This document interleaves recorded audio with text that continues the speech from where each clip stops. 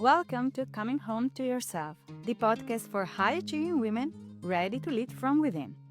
I'm Yagoda, and here we dive into real conversations about confidence, clarity, and emotional freedom.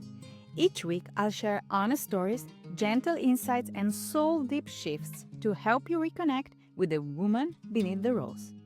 This is your space to slow down, breathe, and exhale, to stop performing strength and start living your truth, to remember who you are beneath it all. Let's begin. You're brilliant, successful, high achieving, and still living like you're worth crumbs. And the craziest thing about this is you don't even realize you're doing it. And this is something that quietly shapes everything in your life. The secret engine that quietly shapes every major decision and every small compromise in your life. And that is self-worth. Not the Instagram version, not the quotes and reminders. The lived version, the one that whispers through your choices, your relationships, your voice, your rest, your silence, your emotional exhaustion, your people pleasing, your I'm fine, your ability to ask, receive, say no, and step forward. We think self-worth is something we feel, but it's actually deeper than this. It's something we live. And it shows up in places we don't expect. It shows up in our relationships, what we allow and tolerate. At work, how do we show up and how we stand up for ourselves, and so on. And it can also show up in pricing. I remember it from my early days of coaching, staring at a number on the screen and feeling my throat tightened. I would lower the price, not because the value wasn't there, but because I didn't feel I was allowed to be there. And I know so many fellow coaches who felt the same. This episode is about the thousands of small moments in a woman's life where she quietly tells herself she is less than. Because most women undervalue themselves long before they ever put a price on anything.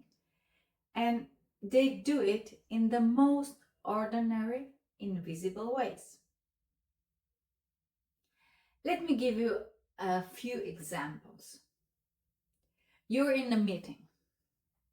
You know you have something important to say. Your stomach tightens. You hesitate. Someone else speaks first. You swallow your insight and tell yourself, it's fine. Mine wasn't that important anyway. That's self-worth. Or you take on the mental load at home, the planning, the remembering, the emotional temperature of the whole family. Not because you want to, but because a part of you feels guilty if you don't. That's self-worth. Or you say yes when you mean no. You apologize for things you didn't do. You soften your tone so no one feels threatened. You overexplore your decision. If something in this already stirred a little recognition in you, I'd love for you to hit that subscribe button so you don't miss the next episode. And if someone comes to mind while listening, share it with her. One message can be enough to shift everything. You overfunction so others don't have to.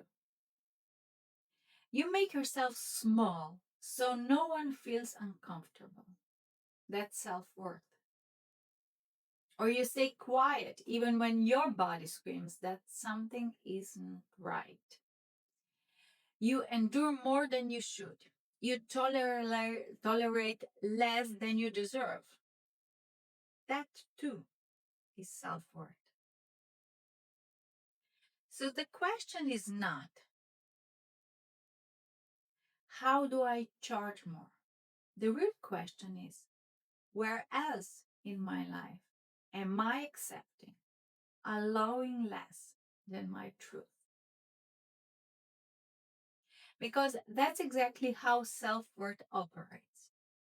When your self worth is low, you unconsciously design a life that keeps you small, not because you're incapable, but because your inner narrative tells you that small is safer. Self worth is not a mindset, it's a lived pattern. Think about the value of an antique watch.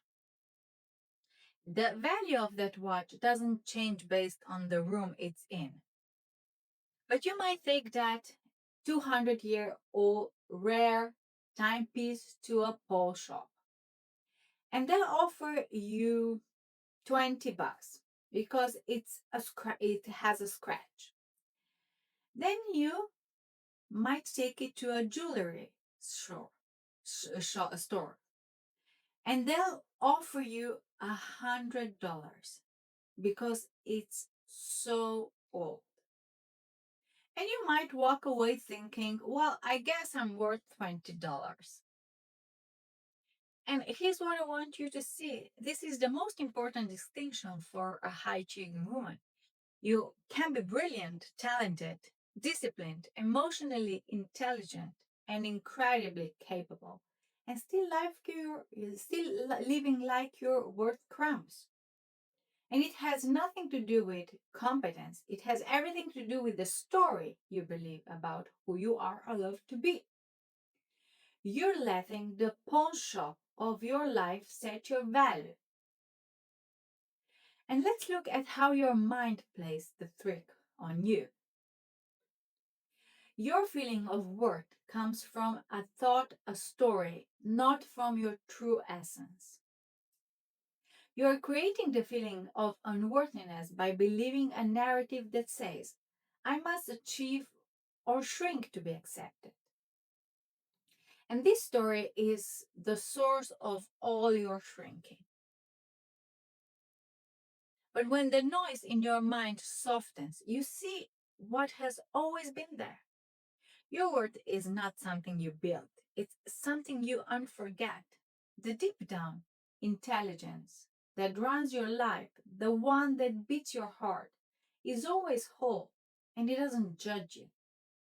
And when you stop believing that loud voice that says, not enough, awareness lifts you into a quieter state.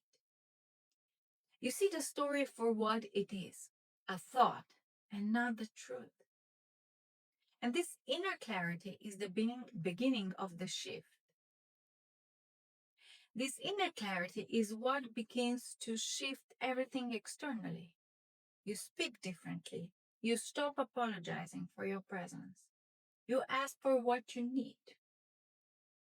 You stop tolerating things your nervous system can no longer carry. You set boundaries without guilt. You stop chasing approval. You walk into rooms differently. You feel at home in your own life. And then, yes, you begin to price your work differently. Not from fear, but from truth. But that is just one expression, not the heart of the story. Because the real story is this: self worth is the quiet decision to stop abandoning yourself every day, in every space, in every relationship, in every room you walk into. It's not loud, it's not glamorous, it's not about forced affirmations. It's about finally recognizing your own value and letting your life rise to meet it. So, if you're listening and thinking, where do I even start? Start with the smallest place where you shrink. Think about the tiny moment of hesitation in the meeting or that small apology you give for no reason. One moment, one boundary, one no, one honest sentence, one breath where you choose yourself. Because that's how your life expands again. One moment of worthiness at a time. This brings us back to the watch.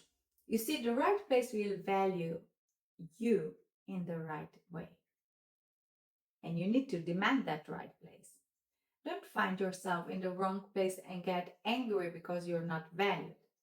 Never stay in a place where someone doesn't see your value or don't feel appreciated.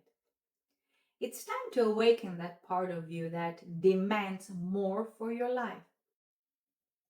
You determine the level you demand of yourself, and it's time to demand more. It's time to prove once and for all who you are, what you will become, and what you will never settle for again. Raise your standards, rise up to a higher level, and let no one question your integrity again. Your value is set by your own thoughts about who you are, not someone else's opinion of what you are worth. Know your worth and never ever settle for anything less. Thank you for being here with me today. Until the next time, allow your life to meet your value. Thanks for listening to Coming Home to Yourself. If this episode spoke to you, take a moment to subscribe and share it with one woman who needs it.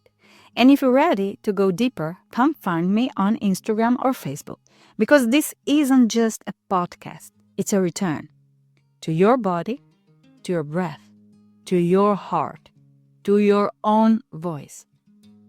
Your story matters. You matter. See you next time.